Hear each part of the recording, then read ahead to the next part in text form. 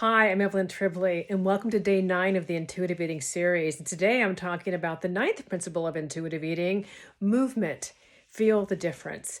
And just like intuitive eating is about reclaiming the joy and the pleasure of eating, this principle is about reclaiming the pleasure of movement and moving in a way that feels good to you.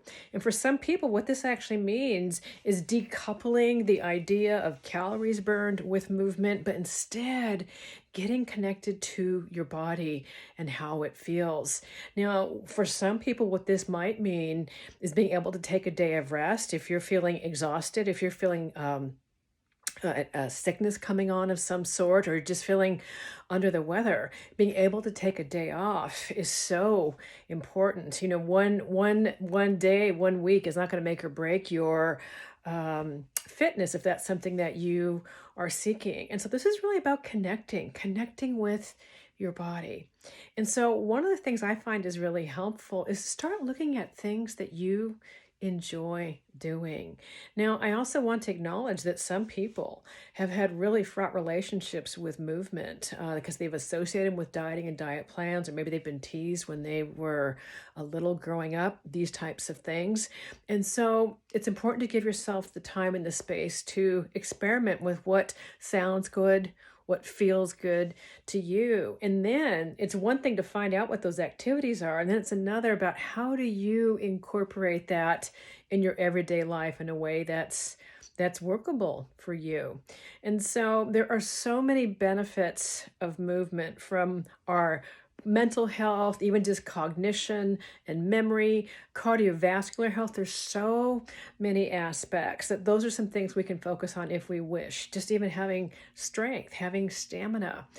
So I can't wait to hear what you have to say in your comments in terms of maybe some things that you've discovered that has been fun.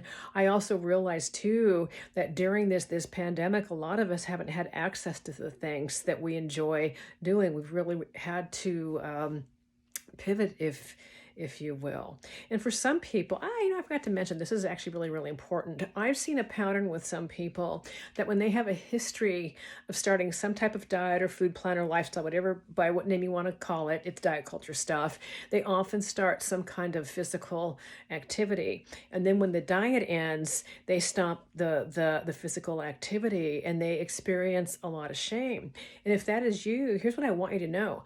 First of all, I don't know how you were doing it, working out or moving your body when you're not getting enough to eat. Some of you know I used to be a competitive athlete, high school, college, and then Olympic trials. In the marathon, I did some pretty serious training, and I can remember on the days where I didn't get enough to eat, because I'm human, it happens, and it really sucked. It just really sucked.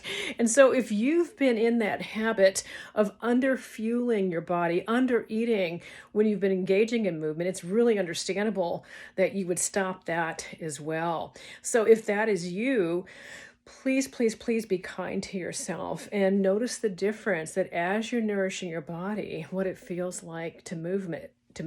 It's hard to move a body when you're feeling just exhausted and wiped out. So once again, looking forward to reading your comments.